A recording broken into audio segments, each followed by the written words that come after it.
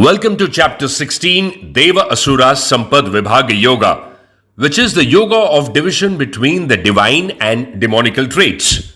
And what a lovely coincidence!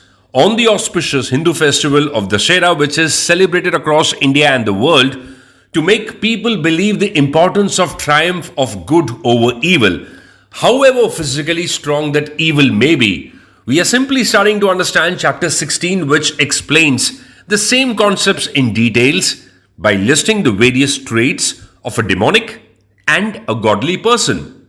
In this chapter, Krishna classifies the entire mankind into devas and asuras and has listed beautifully each of their traits and behavior. The asuras are full of desire which does not allow them to live in peace and are constantly chasing something, which results in them returning back to earth repeatedly to fulfill those past desires. It is like a cycle that never ends. The devas, on the other hand, attain enlightenment and live their life in peace and are successful in attaining moksha eventually. Now, the aim of this chapter is for each one of us to understand the difference between the demonic and godly characteristics and use our power of discrimination to adopt those behavioral traits which will eventually lead us to God realization. And I'm going to start with a simple example. You've been listening to us on FOV Sense for the last 9 months, and we started in January. We've been breaking down and simplifying each one of these chapters of the Bhagavad Gita on our channel. But my important question is, you like, you comment, you share, but how much of it have you been able to implement completely? Every day, don't we all go through moments where we have reacted or acted in a manner which is opposite of what we are already aware of from the Gita?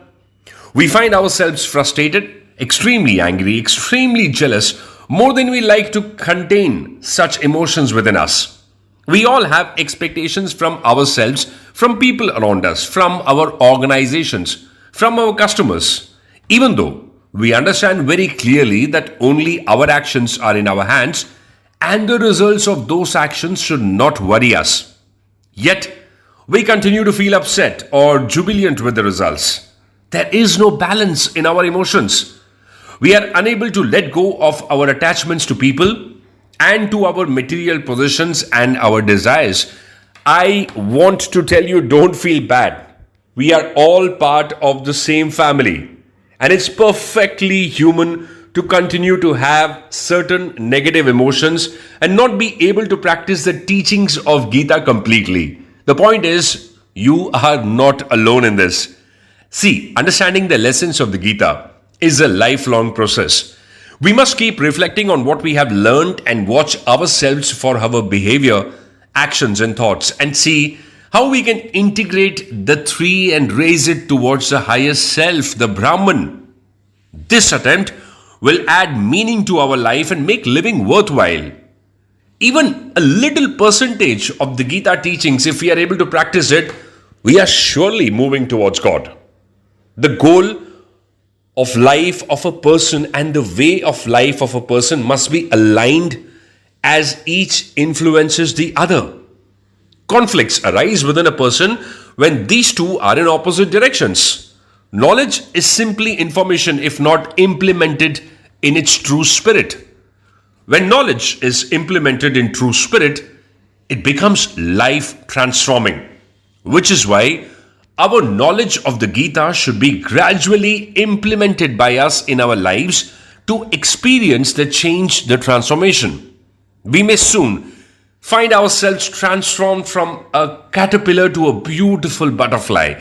And chapter 16 helps us to understand how to implement the teachings of the Gita. In each of the chapters, we share small stories through which we want to put our point across to you. And this week, we have the story of Peter.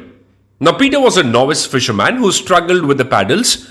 The moment the waters got rough, he felt he would drown any minute, and this made him anxious and panic.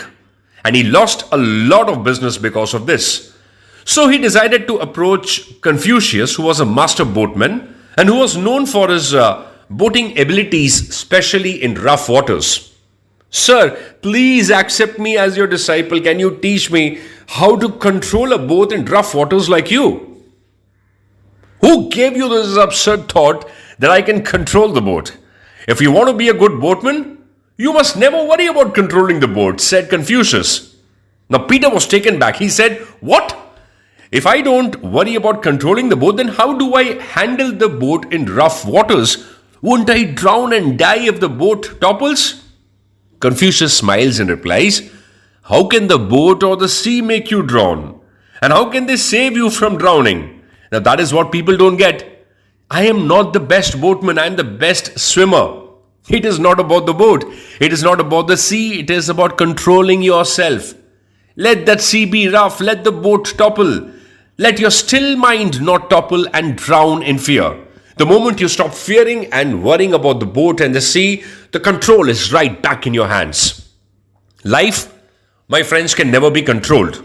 The only thing that we can control is ourselves. It is going to get rough.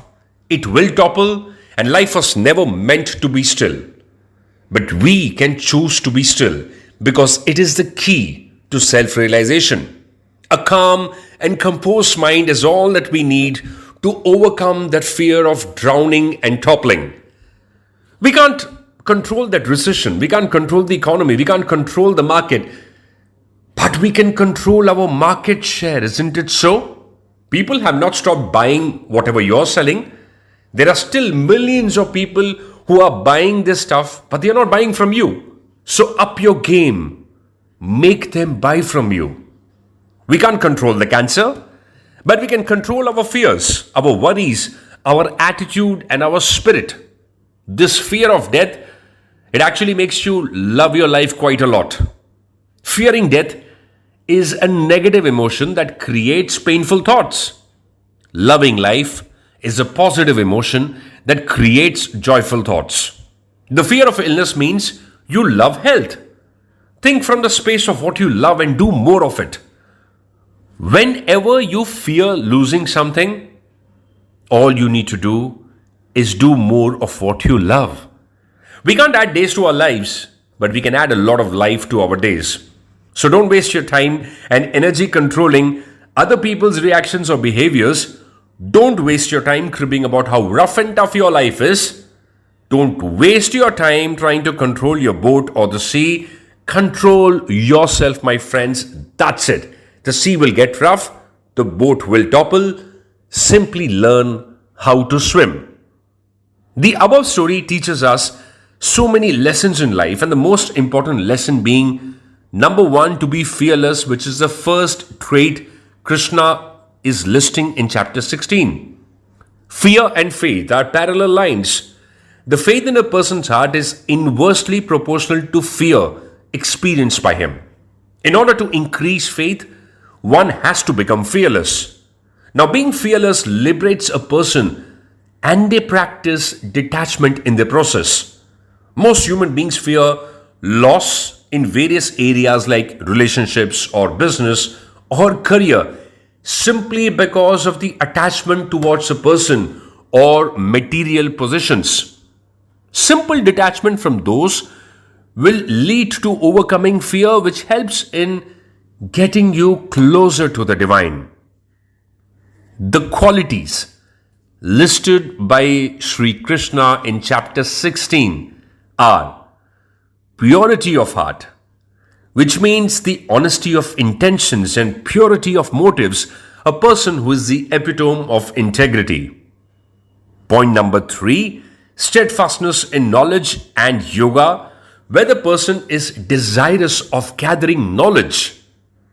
Point number 4, charity not just of material objects but of time, sharing of all kind from knowledge to kindness is a part of charity.